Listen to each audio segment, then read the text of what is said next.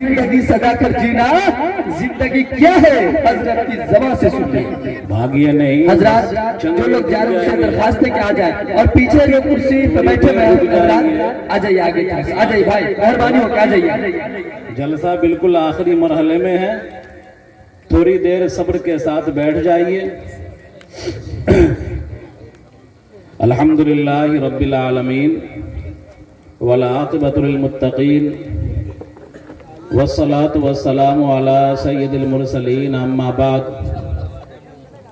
قال اللہ تبارک و تعالی فی کلامہ المجید اعوذ باللہ من الشیطان الرجیم بسم اللہ الرحمن الرحیم هو الذی بعث فی الأمیین رسولا منہم یتلو علیہم آیاتہ ویزکیہم ویعلمہم الکتاب والحکمہ صدق اللہ العظیم وقال النبي صلى الله عليه وسلم لا يصلح آخر هذه الأمة إلا بما صلح به أولها أو كما قال عليه الصلاة والسلام محترم بزرگوں اور جلسے سے تھوڑی دور پر بیٹھی ہوئی ہماری ماں اور بہنیں، سب سے پہلے میں ایک چھوٹی سی گزارش کروں گا ان تمام افراد سے جو ہمارے سامنے بیٹھے ہوئے ہیں کہ آپ حضرات یہ عہد کر لیجئے ابھی کہ جلسہ کچھ دیر اور چلے گا، میں زیادہ وقت نہیں لوں گا آپ سے، مولانا امان اللہ صاحب آئیں گے اور انہی کی دعا ہوگی، تو جلسہ بہت مختصر وقت کے لیے ہے، آپ جتنے دیر تک جلسہ ہو آپ عہد کر لیجئے کہ ہم اٹھیں گے نہیں، بیٹھ کر کے دعا میں شامل ہو کر کے جائیں گے، بیٹھیے گا نا؟ ارے بولیے انشاءاللہ۔ جب بیٹھیے گا تو تھوڑی سی توجہ دے کر کے اور بدن کو حرکت کر کے آگے آ جائیے۔ اے بچوں پیچھے سے اٹھ کر کے آگے آ جاؤ، آگے آ جاؤ، تھوڑی دیر بیٹھ جاؤ صبر کے ساتھ۔ اللہ تعالیٰ کو آپ کا اس وقت بیٹھنا انتہائی مقبول ہوگا۔ آگے آ جائیے، آگے آ جائیے بابو، جو بات کر رہے ہو آگے آ جاؤ، آگے آ جاؤ بیٹا۔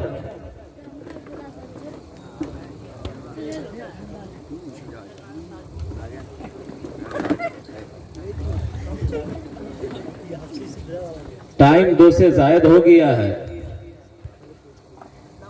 اور ہم بار بار کہتے ہیں کہ جب 12 بجتا ہے تو سب کا 12 بج جاتا ہے، ہمارا بھی آپ کا بھی سب کا، لیکن 2 گھنٹہ اور کروس ہو گیا ہے، تو اب ہم لوگ کا 14 بج رہا ہے، آپ کا بھی 14 بج رہا ہے، لیکن یہ قبولیت کی گھڑی ہے، اس لیے کہ یہی وقت ہوتا ہے جو تہجد کا وقت ہوتا ہے۔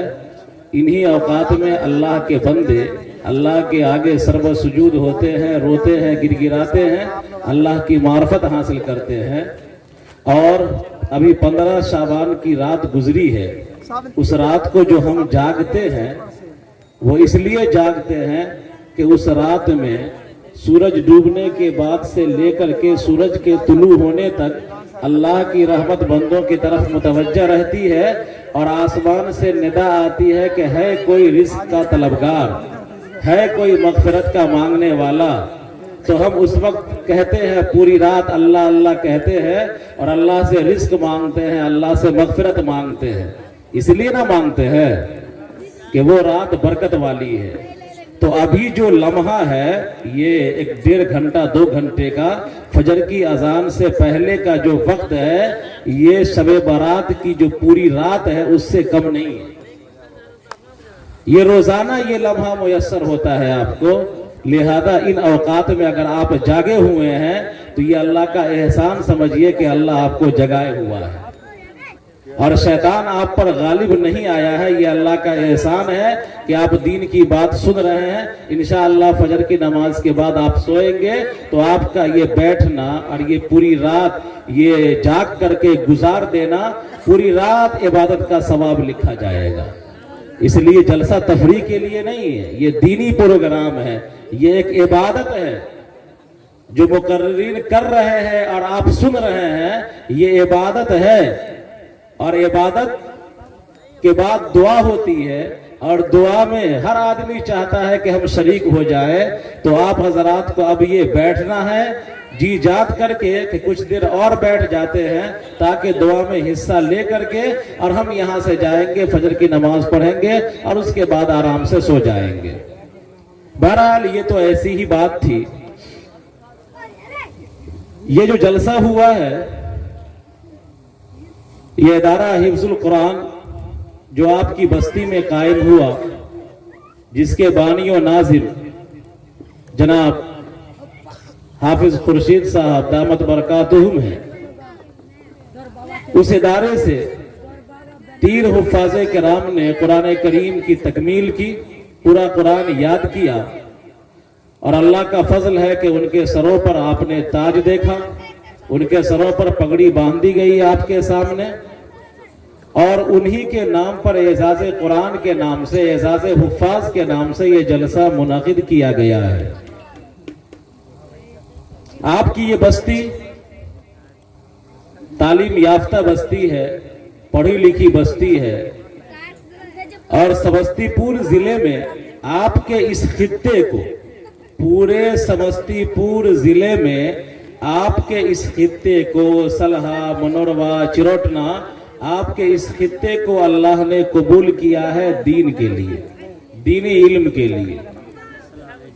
آپ کی اس بستی کے درجنوں علماء, درجنوں حفاظ مختلف جگہوں میں چھوٹے مدرسوں سے لے کر بڑے بڑے مدرسوں میں دینی تعلیم دے رہے ہیں اور دین کی نشر و اشاعت میں لگے ہوئے ہیں. یہ آپ کے لیے فخر کی بات ہے, آپ کے لیے سعادت مندی کی بات ہے. منگیر میں جائیے تو وہاں آپ کے گاؤں کے استاذ مل جائیں گے. رامپور سے ہمارا رشتہ ہے, رامپور سے ہمارا تعلق ہے, تو ہم لوگ کو سینچنے سنوارنے والے, ہم لوگ کو پڑھانے لکھانے والے ایک استاذ تو ہمارے بیچ موجود ہیں, حضرت حافظ عصمت صاحب دامت برکاتہم, جو ہمارے بھی استاذ ہیں, قاری خورشید صاحب کے بھی استاذ ہیں. اس گاؤں کے درجنوں حفاظ کرام کے استاذ ہیں. اب تو استاذ الاساتذہ ہے. اللہ تبارک و تعالی نے ان کے علم کو اور ان کے قرآن کو, قرآن کی خدمت کو اس طرح قبول کیا ہے کہ ان کا علم دوسری نسل میں منتقل ہو رہا ہے, کہ آج ان کے پوتے حفاظ ہیں یہاں پر. تو حضرت مولانا حیات صاحب دامت برکاتہم اسی گاؤں کے ہیں, رامپور مدرسے میں استاذ تھے. ایک زمانے تک انہوں نے اس خطے کو سیراب کیا اپنے علم کے ذریعے سے, اپنے عمل کے ذریعے سے, اپنے تقوی اور طہارت کے ذریعے سے. مجھے یاد ہے کہ وہ کتنے شفیق اور محسن تھے کہ میں جب پہلی مرتبہ مدرسہ گیا تھا رامپور, چھوٹا تھا, 4 سال یا عمر رہی ہوگی یا 5 سال کی عمر رہی ہوگی, تو ان کے پاس بیٹھال دیا گیا ہم کو. حروف کی شناخت ہم کو آتی تھی. مولانا حیات احمد صاحب دامت برکاتہم نے اپنے پاس بیٹھالا, اور اس وقت یسرن قرآن پڑھائی ہوتی تھی مدرسے میں, اس کے بعد اماں پڑھا وغیرہ. مولانا حیات احمد صاحب دامت برکاتہم نے اپنے پاس بیٹھال کر کے ایک ہی دن میں یسرن قرآن پورا ختم کروایا, اور کل سے کہا کہ جاؤ بیٹا اماں پڑھا لے کر کے آنا. تو ایسے مشفق استاذ اسی بستی کے رہنے والے. تو اللہ نے آپ کی بستی کو قبول کیا ہے علم کے لیے, عمل کے لیے, دین کی نشر و اشاعت کے لیے, کہ آپ کے بستی کے علماء, آپ کے بستی کے حفاظ چھوٹے اداروں میں بھی ہیں, بڑے اداروں میں بھی ہیں, اور ملک میں پھیلے ہوئے درجنوں جگہوں پر دین کی نشر و اشاعت میں لگے ہوئے ہیں. یہ سمستی پور میں اور کسی خطے کو یہ شرف حاصل نہیں ہے جو آپ کی بستی کو, آپ کے علاقے کو شرف حاصل ہے. تو اللہ کا شکریہ ادا کیجئے کہ اللہ کا شکر ہے کہ اللہ نے ہمارے اس خطے کو قبول کیا, اور اسی قبولیت کا یہ ثمرہ ہے کہ آپ کے یہاں آزاد ادارہ پہلے سے موجود ہے, آپ کے یہاں ایک بورڈ کا ادارہ پہلے سے موجود ہے, مولانا شاکر صاحب کا جامع ازہر موجود ہے, بورڈ کا ادارہ یہیں پر بازو میں موجود ہے, اور یہی پر اللہ تبارک و تعالیٰ نے ایک ادارہ قائم کرنے کی توفیق بخشی، ادارہ حفظ القرآن کے نام سے، جس کی پہلی کھیپ اور پہلی فصل یہاں پر موجود ہے، دوسری فصل۔ تو یہ اللہ کا انعام ہے کہ اللہ کسی خطے کو چنتا ہے، کسی فرد کو چنتا ہے، کبھی کسی خاندان کو چن لیتا ہے، کبھی کسی تنظیم کو کام کے لیے چن لیتا ہے۔ تو اللہ تبارک و تعالیٰ کی انہی مقبولیت کی چیزوں میں سے ایک چیز یہ ہے کہ اللہ تعالیٰ آپ کی سرزمین کو مدارس کے لیے قبول کر رہا ہے، دین کی خدمت کے لیے، قرآن کی خدمت کے لیے قبول کر رہا ہے۔ لہذا اس پر آپ کو فخر ہونا چاہیے کہ پہلے ہمارے یہاں 2 ادارے تھے، اب ہمارے یہاں 3 ادارے ہو گئے۔ ہر ادارے والے دوسرے ادارے کے رفیق ہیں، ایک دوسرے کے حریف نہیں ہیں۔ ناری مدرسہ عارفیہ میں ہم استاذ ہیں اور 14 سالوں سے ہم وہاں پڑھا رہے ہیں۔ اس سال تو جلالین تک کی تعلیم تھی وہاں بازو میں مدرسہ عارفیہ کے کچھ چند قدم کے فاصلے پر ایک ادارہ مدرسہ ابو ہریرہ کے نام سے قائم ہوا۔ اب ظاہر سی بات ہے کہ جب ایسا موقع آتا ہے تو اختلاف ہوتا ہے، ہلکا پھلکا انتشار ہوتا ہے، لوگ چیمگوئیاں شروع کرتے ہیں۔ ایک ادارہ والا نہیں چاہتا ہے کہ نئے کا ادارہ قائم ہوا ہے ہم وہاں جائیں، وہ اپنی توہین سمجھتا ہے۔ پہلا جلسہ انہوں نے کیا، حضرت مولانا قاسم صاحب مظفر پوری رحمت اللہ علیہ، حضرت قاری شبیر صاحب دامت برکاتہم، ان لوگوں کو مدعو کیا۔ ان لوگوں نے فون کر کے ہم سے پوچھا کہ بابو آپ کیا کہتے ہو، وہاں کوئی اختلاف ہے، انتشار ہے، ہم آویں یا نہ آویں؟ ہم نے کہا کہ آپ شوق سے آئیے، حضرت آپ کا یہ خادم خدمت کے لیے تیار ہے۔ جبکہ ہم مدرسہ عارفیہ میں تھے اور وہاں پر ایک دوسرا مدرسہ قائم ہو رہا تھا، اس جلسے میں وہ آ رہے تھے، اور میں اپنے مدرسے سے اور اساتذہ تو نہیں گئے، لیکن میں وہاں گیا اور اس جلسے کی نظامت کیا باضابطہ، اور قاری شبیر صاحب کی ضیافت کیا، مولانا قاسم صاحب رحمت اللہ علیہ کی ضیافت کیا۔ ان لوگوں کو تقریر کرنے کے بعد اپنے مدرسے میں لایا، اپنے مدرسے میں قیام کروایا، یہی ٹھہرے وہ۔ تو اس موقع پر بھی میں نے کہا تھا کہ ایک ادارے والے دوسرے ادارے والے کے رفیق ہیں، کام میں تعاون کرنے والے ہیں، حریف نہیں ہیں، ایک دوسرے سے جلنے والے نہیں ہیں۔ لہذا ہم امید کرتے ہیں کہ یہاں جتنے بھی ادارے قائم ہیں یا آئندہ قائم ہوں گے، سب ملت کے کام کو، ملت کے مشن کو آگے بڑھانے والے ہیں، ملت کی تعلیم و تربیت کے بیڑے کو، اس کے بوجھ کو اپنے کندھوں پر اٹھا کر کے دوسرے کا کندھا ہلکا کرنے والے ہیں۔ پہلے ایک ادارہ بوجھ اٹھا رہا تھا آپ کی بستی کا، اب 2 ادارہ بوجھ اٹھائے گا۔ سری لنکا کی جماعت آئی، دارالعلوم دیوبند میں پڑھ رہا تھا، تو ان لوگوں نے کہا کہ مجھ کو تھوڑا سا دیوبند شہر گھما دیجئے اور دارالعلوم دکھلا دیجئے۔ دارالعلوم گھما دیا، شہر میں گھمایا، تو شہر میں جب گھوم رہے تھے تو دیکھا یہاں پر مدرسہ ہے، وہاں پر مدرسہ ہے، وہاں پر مدرسہ ہے۔ اس وقت میرے علم کے مطابق دیوبند شہر میں 250 مدرسے قائم تھے۔ کتنے؟ میرے علم کے مطابق، میں 2007-8 کی بات کر رہا ہوں، میرے علم کے مطابق دیوبند شہر میں 250 مدرسے قائم تھے۔ میں نے کہا کہ یہاں 250 مدرسے قائم ہیں اور یہ مدارس کی منڈی ہے، سوق المدارس، یہ مدارس کی منڈی ایک طرح سے ہے۔ یہاں چھوٹے بچوں سے لے کر بال بچے، دار بچے بھی یہاں پڑھتے ہیں، جن کے گھر پہ بچے ہیں وہ بھی یہاں پڑھتے ہیں۔ لہذا ادارہ قائم ہونے سے گھبرانا نہیں چاہیے، بلکہ ادارہ کا قائم ہو جانا ہمارے بستی کے لیے، ہمارے ملت کے لیے اور ہمارے قوم کے لیے یہ ایک اچھی بات ہوتی ہے۔ اور اللہ تبارک و تعالی جس سرزمین کو قبول کر لیتا ہے وہاں ادارہ اور وہاں دین کی نشر و اشاعت کا مرکز بنا دیتا ہے۔ تو جو تمام ادارے والے ایک دوسرے کے حریف نہیں ہیں بلکہ ایک دوسرے کے رفیق ہیں، سب کا مقصود ایک ہے، دینی مشن، سب کا مقصود ایک ہے، دینی تعلیم کی نشر و اشاعت، سب کا مشن ایک ہے کہ اللہ کے رسول صلی اللہ علیہ وسلم پر جو تعلیم اتاری گئی اس تعلیم کو پھیلانا، اس تعلیم کو عام کرنا۔ لہذا جب مشن ایک ہے، مقصد ایک ہے، تو آپس کے اختلاف کی کوئی بات نہیں ہونی چاہیے۔ اور الحمدللہ یہاں ہے بھی نہیں، اللہ کا فضل ہے۔ یہ تو ایک بات ہوئی۔ یہ حفاظ کرام ہمارے سامنے ہیں اور جن کے اعزاز کے لیے جلسہ کیا گیا ہے۔ ایک اعزاز ابھی آپ نے دیکھا کہ ان کے سروں پر پگڑی باندھ دی گئی، اور دوسرا اعزاز قیامت میں ہوگا جو آپ نے مقررین کی زبانی سنا، اور ایک اعزاز ان کے والدین کا ہوگا کہ ان کے سروں پر تاج ڈالا جائے گا، اور جس تاج کی روشنی سورج سے زیادہ روشنی ہوگی، چمک ہوگی اس تاج کی۔ ان حفاظ کرام سے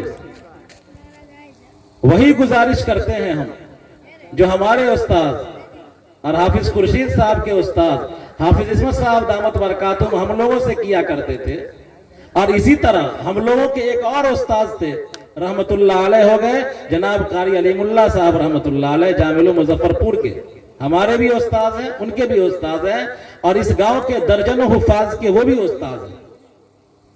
تو وہ دونوں بزرگ حضرت رحمت اللہ علیہ بھی اور حافظ عصمت صاحب دامت برکاتہم، یہ تمام جو ہم لوگوں سے گزارش کیا کرتے تھے اور ہم لوگوں کو نصیحت کیا کرتے تھے، وہی بات ہم ان سے بھی کہتے ہیں کہ آپ اس وقت تک اپنے آپ کو حافظ نہیں سمجھیے جب تک کہ آپ ایک بیٹھک میں پورا قرآن نہ سنا دیں۔ تو آپ عہد کیجئے کہ ایک بیٹھک میں اسی مدرسے میں انشاءاللہ پورا قرآن ہم سنائیں گے۔ دوسری چیز آپ یہ عہد کیجئے کہ ہم کو ہر سال تراویح سنانا ہے، چاہے جو حالات ہمارے ساتھ آ جائیں۔ اور تیسری چیز کہ روزانہ ہمیشہ آموختہ پڑھنے کا معمول بنا لینا ہے کہ 3 پارہ روزانہ ہم کو کم سے کم پڑھنا ہے، ہفتے میں 1 ختم ہمارا ہو جائے یا کم سے کم 10 دن میں 1 ختم ہو جائے۔ بہتر ہے زبانی پڑھنا، کہ اگر زبانی پڑھیں گے تو انشاءاللہ دنیا میں جہاں چاہیں گے یہ تراویح سناتے رہیں گے، ان کو رٹا مارنا نہیں پڑے گا رمضان میں، اور چٹائی گھسنا نہیں پڑے گا۔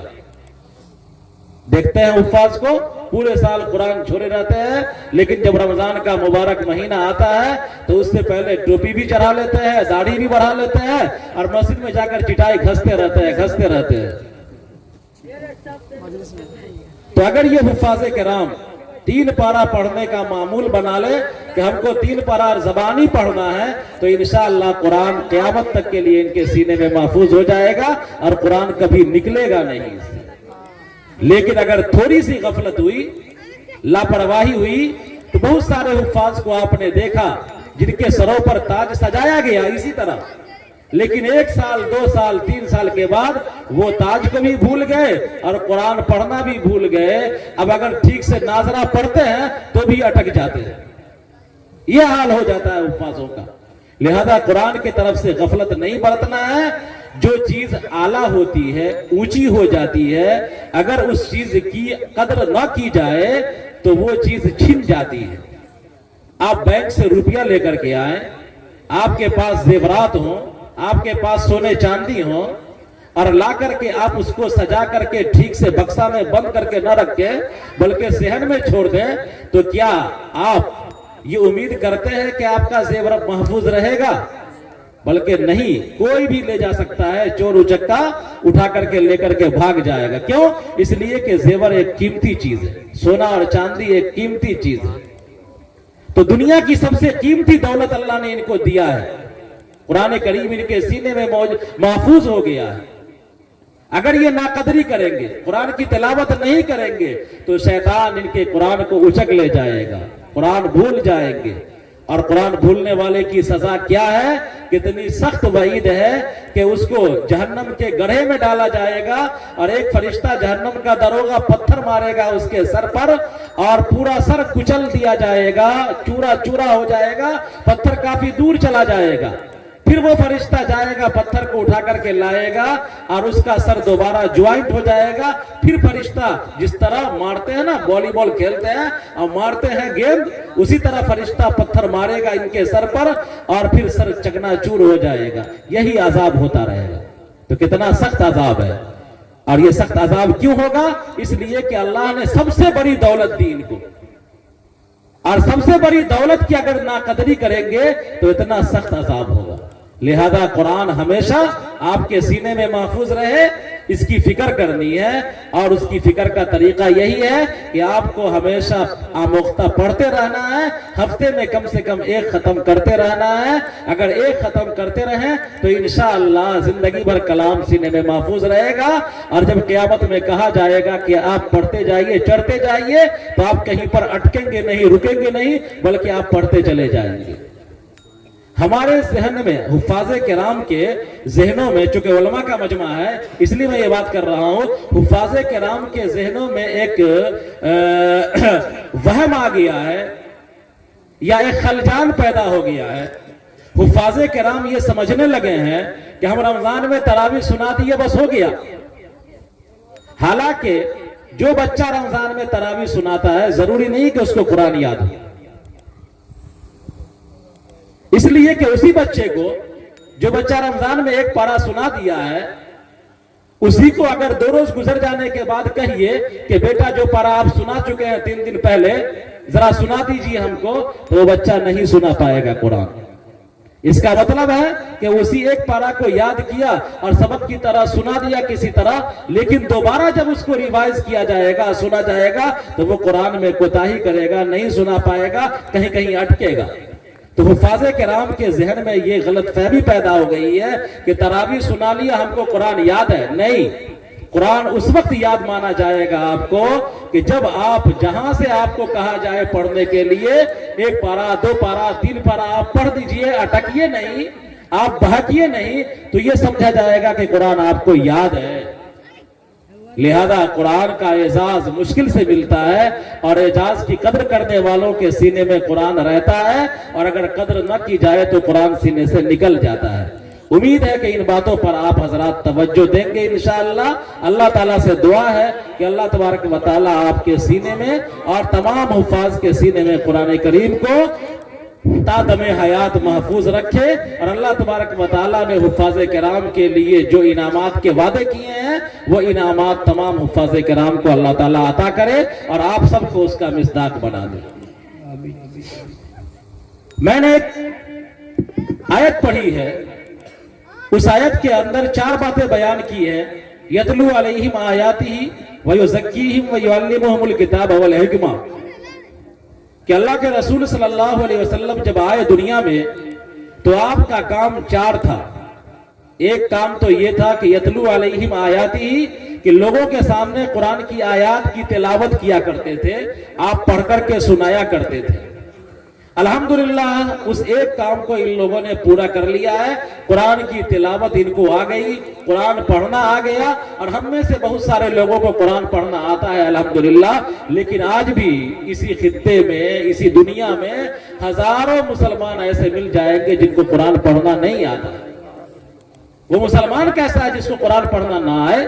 خدا کی قسم وہ سچا پکا مسلمان نہیں، اس لیے کہ قرآن کا زندگی میں ایک بار پڑھنا فرض ہے۔ اگر کوئی آدمی پوری زندگی میں ایک بار پورا قرآن نہیں پڑھ سکا تو قیامت کے دن اللہ تبارک و تعالیٰ کے اس سے پوچھے گا، سوال کرے گا کہ میری کتاب کو تم نے زندگی میں کم سے کم 1 مرتبہ کیوں تلاوت نہیں کیا؟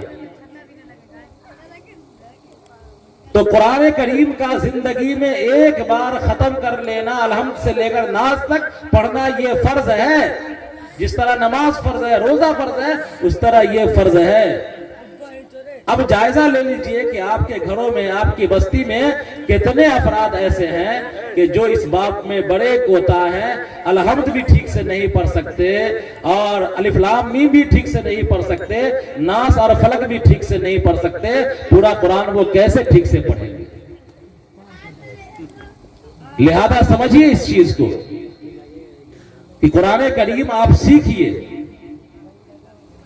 صحیح تجوید کے ساتھ، مخرج کی ادائیگی کے ساتھ، حروف کی ادائیگی کے ساتھ، صحت مخارج کے ساتھ قرآن پڑھنا سیکھیے۔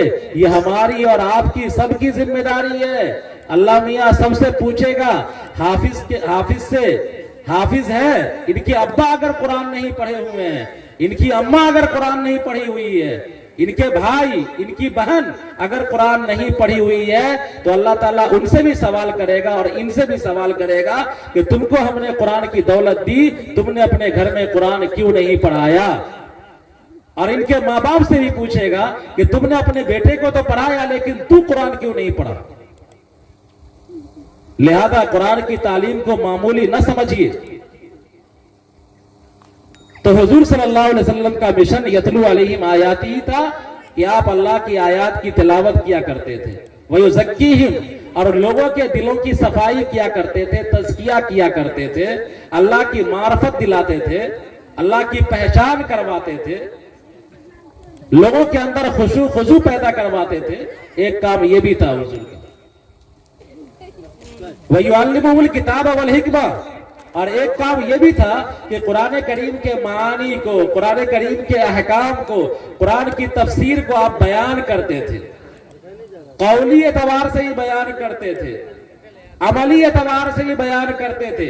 आपकी पूरी जिंदगी कुरान करीम की अमली तफसीर थी। अहादीस बयान करते थे, हिकमत की तालीम दिया करते थे। तो अभी इन हुफ्फाज़े किराम ने एक मरहला तय किया है कि कुरान करीम की तिलावत को और कुरान करीम की आयत को सीने में महफूज किया है। इनको आगे का भी आज़म कर लेना है कि हमको अपना तज़किया भी कर लेना है, हमको कुरान करीम के मानी को भी समझ लेना है, हमको कुरान करीम की तशरीहात और हुजूर सल्लल्लाहु अलैहि वसल्लम की कौली और अमली जिंदगी जो अहादीस में मौजूद है उनको भी पढ़ लेना है, उनको भी समझ लेना है। इंशाअल्लाह ये ऐसा करेंगे, ये अहद करेंगे।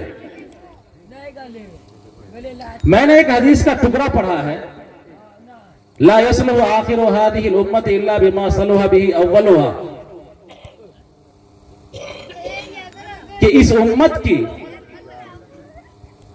इस्लाह यानी बाद में आने वाले जो लोग हैं, जैसे अभी इस जमाने में हम हैं, हमारे बाद आने वाले जो लोग हैं, क़यामत तक आने वाले जो लोग हैं, उनकी इस्लाह भी उसी किताब से होगी जिस किताब से अल्लाह तबारक व तआला ने सहाबाए किराम की इस्लाह की थी। तो सहाबाए किराम की इस्लाह किससे हुई थी? कुरान करीम के जरिए से हुई थी। तो हमारी और आपकी भी इस्लाह कुरान करीम से होगी और आने वाले तमाम इंसानों की इस्लाह भी कुरान करीम से होगी। लिहाजा कुरान से जुड़ना, कुरान के लिए मजलिसें लगाना, कुरान करीम पढ़ने की मजलिस लगाना, कुरान करीम समझने की मजलिस लगाना, उनमें बैठना, ये हमारे और आपके लिए इंतहाई जरूरी है। जब जब हमारी कौम का कुरान करीम से रिश्ता मजबूत था तो हमारी कौम मजबूत थी, और जब कुरान से रिश्ता कमजोर हो गया तो हम और आप सब कमजोर हो गए। शेखुल हिंद रहमतुल्लाह अलैह जब माल्टा के जेल से वापस आए थे देवबंद, तो देवबंद में एक इस्तकबालिया जलसा हुआ था, इसी तरह जिस तरह अभी एजाज़े कुरान का जलसा हुआ। शेखुल हिंद रहमतुल्लाह अलैह ने तमाम अकाबिर उलमा की मौजूदगी में देवबंद में तकरीर करते हुए ये कहा था कि मैंने माल्टा के जेल से दो बातें सीखी हैं। लोग ताज्जुब में थे कि इतना बड़ा शेख जिसने सारी किताबें पढ़ ली है, बुखारी की तमाम तशरीहातें पढ़ ली, अहादीस की तमाम तशरीहातें पढ़ ली हो, कुरान की तमाम तफसीर पढ़ ली हो, भला ये माल्टा के जेल में क्या सीख के आया है? बड़े ताज्जुब में थे। तो शेखुल हिंद ने कहा कि मैंने माल्टा के जेल में दो बातें सीखी है। पहली बात यह है कि हमारा आपस का इख्तिलाफ, हमारा आपस का इंतशार हमारे लिए सुन्ने कातिल है, तबाही बर्बादी का जरिया है, और आपस के इख्तिलाफ ही की वजह से हम पीछे हटते जा रहे हैं और दुनिया की कौमें हम पर चढ़ती जा रही हैं। और दूसरी चीज जो शेख ने इरशाद फरमाई थी कि हमारी तबाही बर्बादी जो इस मुल्क के अंदर या पूरी दुनिया में हो रही है, उसका वाहिद सबब कुरान करीम से दूरी है। اگر قرآن کریم سے ہم نزدیکی اختیار کر لیں، قرآن کو ہم اوڑھنا بچھونا بنا لیں، قرآن ہمارے سرہانوں میں رکھا رہے، ہمارے طاقوں میں سجا کر نہ رکھا رہے، ہماری مائیں، ہماری بہنیں، ہماری بچیاں، ہماری بیٹیاں، ہمارے بھائی، ہمارے چاچا، ہمارے گھر کے لوگ اگر قرآن کریم کی تلاوت کرنے لگے، قرآن کریم کے معنی کو سمجھنے لگے، تو انشاءاللہ قرآن کے ذریعے سے اللہ تعالیٰ قوموں کو اٹھاتا ہے، تو ہم بھی اٹھیں گے، ہماری قوم بھی اٹھے گی۔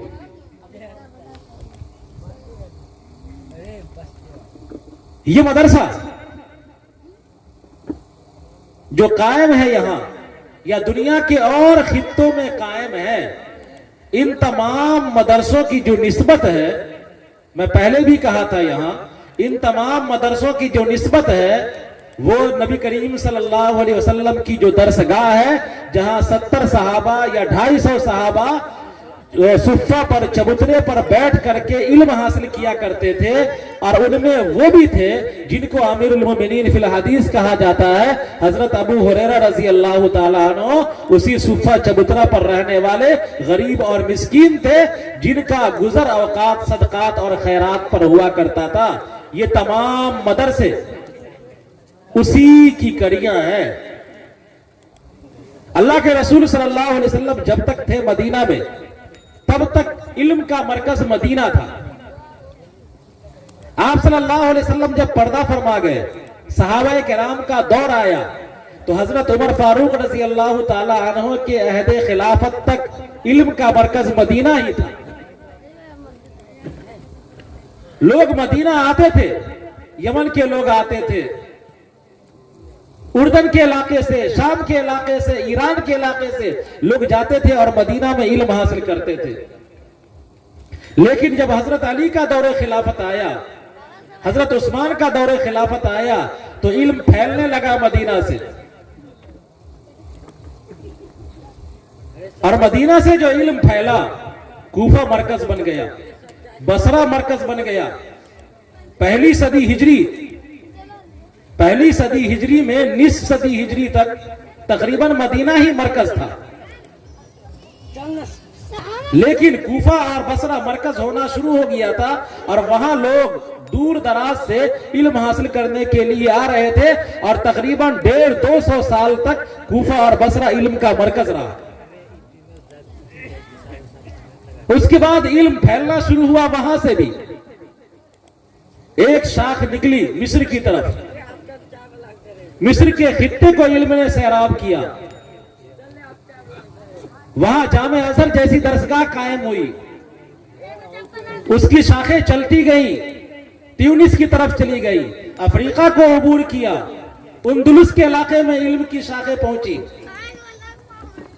اور صفہ کے چبوترے سے جو فیضان نبوی جاری ہوا تھا، ویسٹ میں جاتے ہوئے، ادھر جاتے ہوئے کوفہ، بصرہ، مصر، تیونس، الجزائر، اور پھر اس کے بعد اندلس اور اسپین کو سیراب کیا۔ اس زمانے میں یہ حال تھا اندلس اور اسپین کا، اور مسلمانوں کے علمی لگن کا، علمی شوق کا یہ حال تھا کہ لوگ واقعہ لکھتے ہیں کہ اندلس اور اسپین میں جہاں قرآن کریم کی تفسیر قرطبی لکھی گئی، امام قرطبی جیسا، ابو حیان اندلسی جیسا آدمی پیدا ہوا، ابن رشد جیسا فلاسفر پیدا ہوا، جس کی نظیر دنیا میں آج تک کوئی قوم پیش نہیں کر سکی ہے، جن کی کتابوں پر سرچ کر کے دنیا کہاں سے کہاں پہنچ گئی۔ وہاں کی تہذیب اور وہاں کا کلچر یہ تھا کہ مارکیٹ میں ایک کتاب بک رہی ہے، ایک عالم دین اس کتاب کو خریدنا چاہتا ہے، کتاب پر بولی لگ گئی، ڈاک لگ گئی، عالم دین کو ضرورت ہے اس کتاب کی، لیکن جتنی بولی یہ بول رہے ہیں، اگلا آدمی اس سے زیادہ میں خریدنا چاہتا ہے۔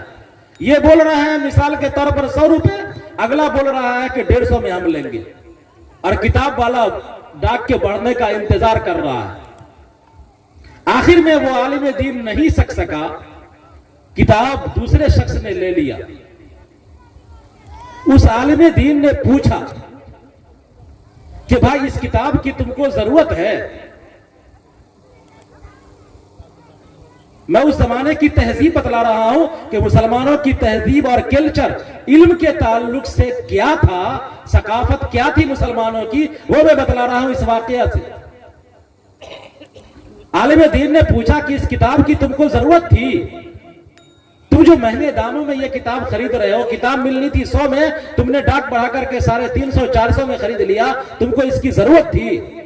तो वो शख्स कहता है कि नहीं, हमारे घर में लाइब्रेरी है, उस लाइब्रेरी में इतनी जगह खाली है और उस जगह में ये बुक और ये किताब अट जाएगी, समा जाएगी और हमारी लाइब्रेरी की सेटिंग अच्छी हो जाएगी। तो उस जमाने का कल्चर, मुसलमानों की तहजीब का ये आलम था, जिस जमाने में अबू हय्यान उंदुलुसी पैदा हो रहे थे, इब्ने रुश्द पैदा हो रहे थे और कितने बड़े बड़े फलासफर और बड़े बड़े मुहद्दिस पैदा हो रहे थे। जामे कुर्तुबा उंदुलुस में बैठकर कुर्तुबी शरीफ लिखी जा रही थी, तफसीर की किताब लिखी जा रही थी। तो जमाने का कल्चर कैसा था, तहजीब कैसी थी? और आज अपना जायजा ले लीजिए कि हमारी तहजीब क्या हो गई। किसी घर में जाइए, 5 किताब नहीं मिलेगी। शादी के मौके पर जाते हैं और एक तो फजाइल अमाल, एक कुरान खरीद करके, रेहल खरीद करके ले आते हैं बेटी को जहेज में देने के लिए, वो भी अगर पढ़ने लिखने का ज़ौक़ है तब, वरना आम तौर पर कुरान और तस्बीह, जानमाज और क्या है फजाइल अमाल, ये कोई दूसरा आदमी खरीद करके लाता है, माँ बाप को तौफीक नहीं होती खरीदने की।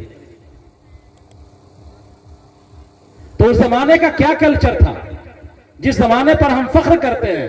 उस जमाने की तहजीब क्या थी?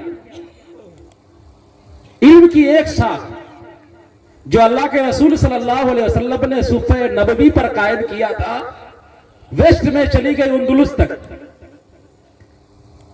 और वही सुफ़े नबवी की एक शाख जो निकली वो ईरान के इलाके में तिरमिज, बुखारा, समरकंद, ताशकंद, सजिस्तान, मावराउन्नहर, दरियाए सहून, दरियाए जयून, ये सब नाम आपने सुना है, उलमा ने सुना है, समझ गए? तो उन तमाम इलाकों को सैराब करते हुए इल्म की जो शाख अब समेट रहे, पर्ची आ गई, तो इल्म की जो शाख वेस्ट में चली गई, उंदुलुस पहुंची, और जो मशरिक में आई वो मशरिक में फैलते फैलते बुखारा, समरकंद, ताशकंद, ईरान, अफगानिस्तान, उसको सैराब करते हुए और फिर हिंदुस्तान को सैराब करते हुए आपकी इस बस्ती तक आई। और आपकी इस बस्ती तक नहीं आई, चाटगांव, मलेशिया, जापान, ये मशरिक में चली गई। तो दुनिया में जितने मकातिब कायम हैं, जितने मदारिस कायम हैं, सबका सिलसिला सुफ़े नबवी से जुड़ता है। सबकी माँ, तमाम मदरसों की माँ, उम्मुल मदारिस सुफ़े नबवी है। और सुफ़ा कहते हैं चबूतरे को, चबूतरा ऊंचा होता है। इसका मतलब है कि जहां अबू हुरैरा पढ़ रहे थे, जहां दिगर सहाबा जो फक्र फाका में थे, यतीम थे, मिस्कीन थे, गरीब थे, जिस चबूतरे पर बैठे हुए थे, पढ़ रहे थे, वो चबूतरा ऊंचा था। और अल्लाह के रसूल सल्लल्लाहु अलैहि वसल्लम जहां सजदा कर रहे थे मस्जिद नबवी के फर्श पर, वो जगह नीची थी। इसमें एक पैगाम छुपा हुआ है कि नबी की पेशानी नीचे और सुफ़ा, चबूतरा ऊंचा। पैगाम यही है कि अपनी जिंदगी में हमेशा अपने इदारों को ऊंचा रखो, अपने मदारिस को ऊंचा रखो, अपने मकातिब को ऊंचा रखो, अपने इदारों को मजबूत करो। तुम्हारी बिल्डिंगें, तुम्हारे मकानात, तुम्हारे कोटे, तुम्हारे बंगले तुम्हारी शनाख्त नहीं है, लेकिन तुम्हारे इदारे तुम्हारी शनाख्त है।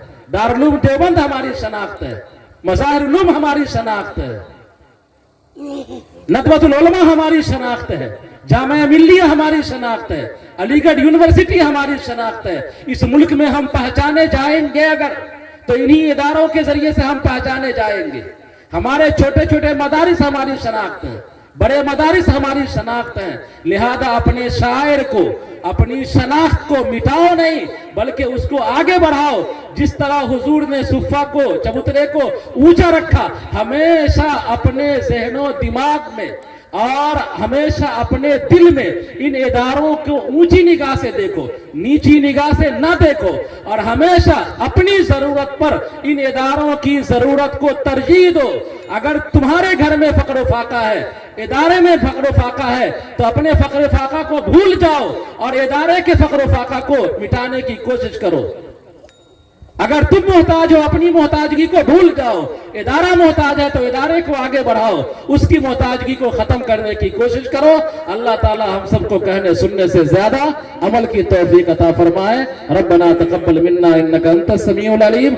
दुआ है हमारी, अल्लाह तबारक व तआला इस नौखेज इदारे को इस इलाके के लिए, खित्ते के लिए मिसाली इदारा बनाए और इसके फैज को जारी व सारी फरमाए और इस इदारे के तलबा और असातिज़ा को आफ्ताब व महताब की तरह चमका दे। रब्बना तक़ब्बल मिन्ना इन्नका अंतस समीउल अलीम। मुअज़्ज़ज़ साहब